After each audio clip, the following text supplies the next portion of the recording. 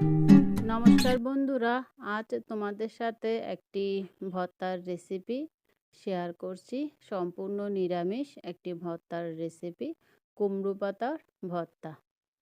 এর আগেও একটি আমি রেসিপি তোমাদের সাথে শেয়ার করেছি, সেটা চিংড়ি মাছ দিয়ে কুমড়ো পাতা ভর্তা। এই কুমড়ো পাতাগুলো আমি গতকাল বাড়ি থেকে আসার সময় নিয়ে এসেছি। কুমড়ো পাতাগুলো আমি ধুয়ে নিয়েছি, আর সাথে নিয়ে নিয়েছি নারকেল, সর্ষে আর স্বাদ মতন কাঁচা লঙ্কা। এখন কুমড়ো পাতাগুলো আমি কুচি করে কেটে নেব।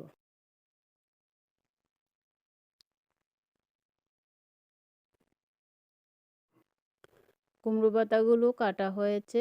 এখন একটি প্যানে আমি সর্ষের তেল দিয়ে দিয়েছি। সর্ষের তেলেই এটা করা হবে।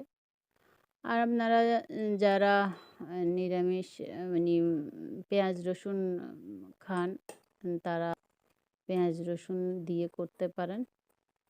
পেঁয়াজ রসুন দিয়ে করলেও ভালো লাগে। তো তেলটা গরম হয়েছে, আমি কেটে রাখা শাকগুলো এখন দিয়ে দিই। এটা 5 মিনিট ভাজতে হবে। সামান্য পরিমাণে আমি লবণ দিয়ে দেব। লবণ দিয়ে এটা নেড়ে চেড়ে ঢাকা দিয়ে 5 মিনিটের মতন আমি ভেজে নেব। এটা এমনভাবে ভাজতে হবে যেন এর গায়ের যে জলটা আছে ও জলটা একদম শুকিয়ে যায়।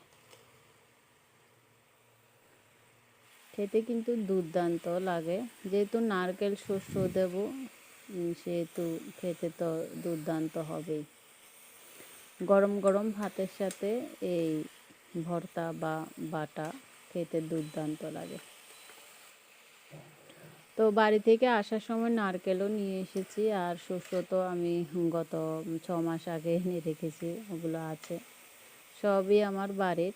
যে কাঁচা লঙ্কাগুলো দিয়েছি ওগুলো আমার বাড়িতে নিজের হাতে লাগানো কাঁচা লঙ্কা।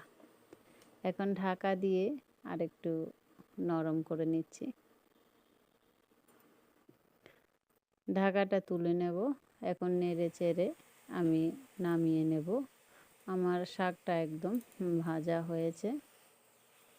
শাকের গায়ে যে জলটা আছে ওই জলটা একদম শুকিয়ে নিতে হবে, আর একটু ভেজে নিতে হবে, যেন শাকের গায়ে যে একটা কাঁচা গন্ধ থাকে ও গন্ধটা যেন না থাকে। একদম ভাজা হয়ে গিয়েছে, এখন আমি নামিয়ে নেব।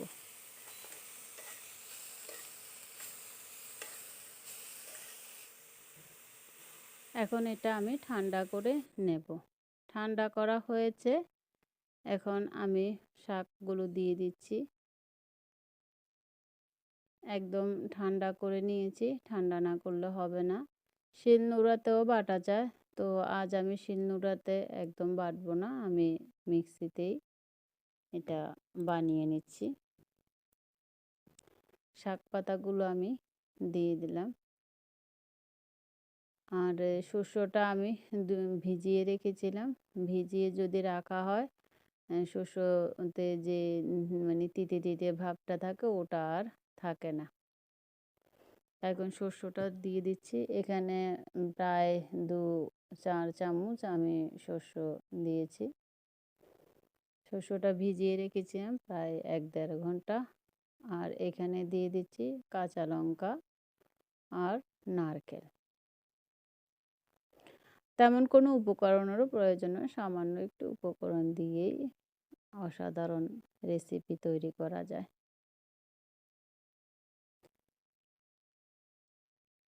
এখন একটু করে লবণ দিয়ে দেব। লবণ তো এর আগে একটু দেওয়া হয়েছে, এখন আর সামান্য একটু দিয়ে দেব।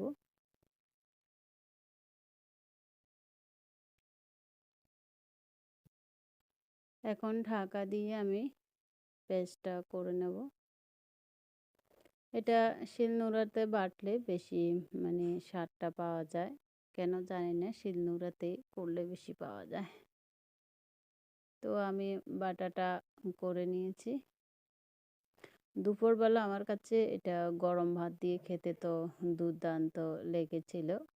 আশা করি তোমাদের কাছেও ভালো লাগবে। আর গরমকালে তেমন মানে বেশি পরিমাণ মশলাপাতি দিয়ে রান্না করলে খেতে ইচ্ছে করে না। সামান্য একটু কিছু দিয়েই ভাতটা খেতে তৃপ্তি লাগে। তো আশা করি তোমাদের কাছে আজকের এই নারকেল দিয়ে কুমড়ো পাতার বাটার বা ভর্তার রেসিপি তোমাদের কাছে ভালোই লাগবে। যদি ভালো লেগে থাকে অবশ্যই লাইক কমেন্ট করে অবশ্যই বলবে।